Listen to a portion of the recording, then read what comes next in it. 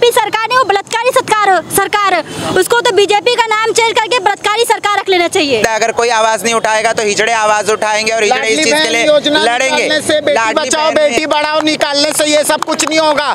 बेटी बचाओ के लिए बेटी के सुरक्षित चाहिए, लाडली बहन सुरक्षित निकालो, लाडली बहन बचाओ बेटी पढ़ाओ, ये सब कुछ नहीं होने वाला है। सरकार से हम लोग एक ही विनती करेंगे, सरकार ऐसा कानून सख्त कानून निकालना भारत देश के जैसा, मुंडी अलग सर अलग धड़ अलग और पब्लिक के हवाले करना चाहिए। लाड़की बहन योजना से हम क्या करेंगे? हमको अगर सुरक्षा ही नहीं मिलेगी तो जो बहन सुरक्षित ही नहीं है वो योजना का लेके क्या करेगी? बीजेपी सरकार से देश नहीं संभाला तो देश क्यों संभाल रहे लोग, और जब देश नहीं संभाले तो बहनों को कैसे ये संभाल पाएंगे?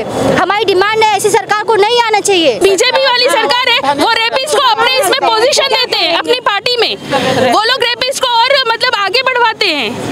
पिछले 9 सालों से रैंक नंबर 1 बना रहा IITN लंच। IITN के कई स्टूडेंट ने एडमिशन लिया MBBS GMC कॉलेज में, जैसे कि KEM hospital, JJ hospital, Sion hospital, Nair hospital, Cooper hospital और शिवाजी हॉस्पिटल। नीट 2024 के टॉपर की कामयाबी सुनी। My name is Sheikh Insha Mohammad Arif. Myself Ansari Mustafa. Myself Sheikh Sada Fajna. My name is Ansari Sania. Myself Sheikh Nadeem. My score is 656 in NEET 2024 in my first attempt. मैंने NEET 2024 की preparation IITN lunch से की है। मेरा score 625 आया है। I scored marks 600 in NEET 2024. I have scored 611 marks in NEET 2024 exam. I have scored 99.2 percentile in MST CET 2024. I did my preparation from IITN Learn. तो सुना आपने, आप भी ऐसी कामयाबी चाहते हैं तो दिए गए नंबर पर संपर्क करें। मुंबई टीवी, हर खबर सच के साथ। मैं हूं अफजल शेख और आप देख रहे हैं मुंबई टीवी। 9 अगस्त के दिन जो कोलकाता में रेप और हत्या की वारदात हुई, उस वारदात के बाद पूरा महाराष्ट्र ही नहीं पूरा देश जल के जो है इसका निषेध कर रहा है। और ख़ास तौर पर जिस तरीके से रेप के मामले लगातार बढ़ रहे हैं उसको लेकर कहीं ना कहीं सरकार की भी एक चुप्पी बहुत बड़ी नाकामी है। और यही एक कारण है कि आज मुमरा कौसा के तमाम लोगों ने, जो यहाँ की ख़वातीन है, उन्होंने आकर के प्रोटेस्ट किया और रेपिस्ट के अगेंस्ट कैसी सज़ा होनी चाहिए उसको लेकर भी जो है यहाँ से एक निवेदन दिया। तो हमारे साथ तमाम यहाँ की जो लड़कियां हैं वो मौजूद है, जो बताएंगी कि किस तरीके का आज ये जो मोमिता देवबंद को इंसाफ दिलाने के लिए आप आए हैं, तो क्या कहेंगे? बस कड़ी से कड़ी सजा मिलनी चाहिए उसको, चौराहे पे उसको मारना चाहिए। और चौराहे पे ऐसा मारना चाहिए जैसे जो लड़की को सजा देता है ना, उसको वैसे ही हम लोग भी मारेंगे, ताकि उसका भी प्राइवेट पार्ट है ना, पत्थर से उसको खत्म करना चाहिए। जब उसको दर्द समझ में आएगा लड़की की क्या इज्जत होती है, जब उसकी माँ बहन नहीं रहती घर में तो दूसरे की माँ बहन की ऐसे नहीं करना चाहिए। जो भी लड़की की इज्जत, उसकी जब जान जाती है तो क्या हाल हुआ होएगा उसका, हाँ?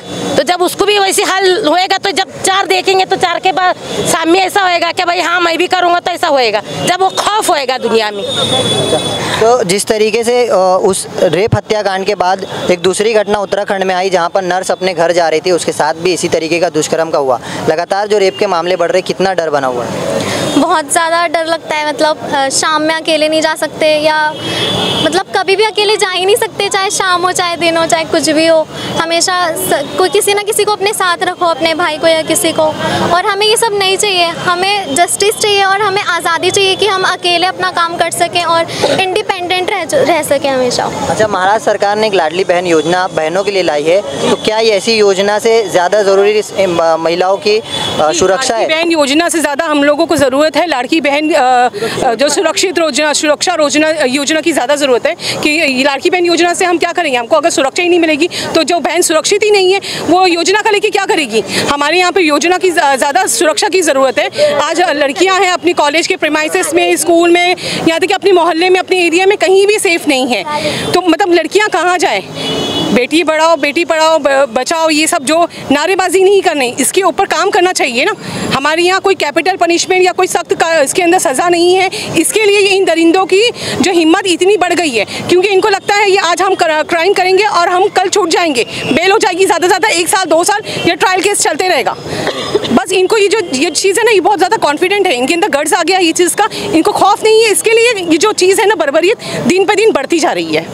कोलकाता का जो मोमिता देवनाथ के जो रेप मामला था, उस मामले पर एक की संजय रॉय की गिरफ्तारी हुई। क्या लगता है ये अकेला आरोपी है या इसके पीछे आपको लगता है कि गैंग रेप भी हो सकता है? गैंग रेप है इसकी।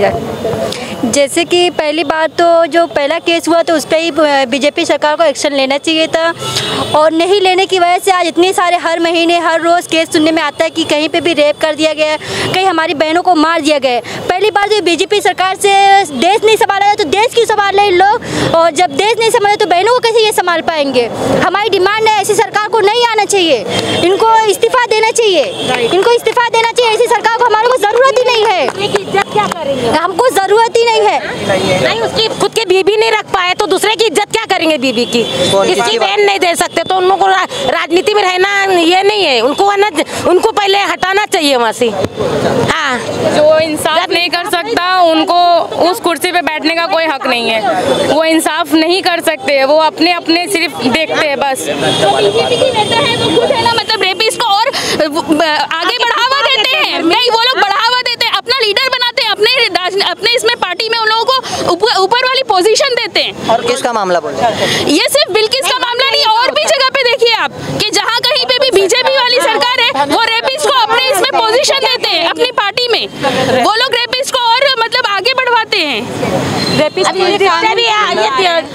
के लिए कानून क्यों नहीं बना रहे? इनके बाप का देश है ये हम लोग क्या देश है? इनके बाप का देश नहीं है ये, अकेले नहीं चला रहे, पब्लिक के साथ मिलकर चला रहे हैं, तो फिर ये कानून क्यों नहीं बना रहे रेपिस्ट के लिए? जैसा बाहर देश में समाज हमारे साथ यहाँ पर है, क्या कहेंगे ये जो तमाम आज देश में अलग अलग जगहों पर विरोध हो रहा है, इससे कुछ फर्क पड़ेगा?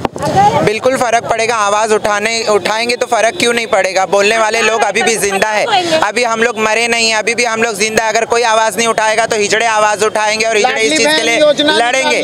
बेटी बचाओ बेटी बढ़ाओ निकालने से ये सब कुछ नहीं होगा।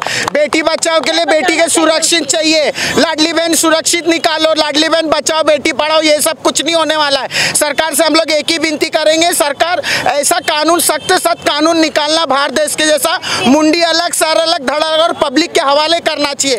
दूसरे कभी नहीं निकालेगी ये सब कानून, नहीं निकालेगी।